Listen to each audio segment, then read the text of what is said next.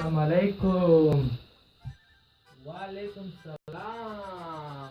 راځه راځه کېنه دلته کېنه جوړ. جوړې خپله ښایي خیر یې ښه جوړې. شکر الحمدلله. ماما ما خر غوښتلو هغه اوبه مې پرې راوړلې نو زه خو والا کمزوری یم نه شم یې راوړلی. ما ویل هغه خر دې راکړی وای څو بشکې اوبه هم پرې راوړې وای.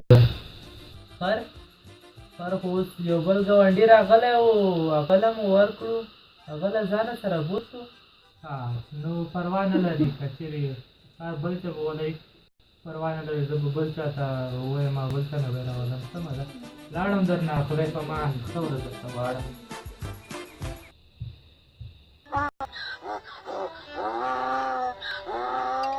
تا خو ویل چې خر کور کې نشته دغه دی که نه یاده ده څومره عجیبه سړی دی. ته زما منې که د خره منې.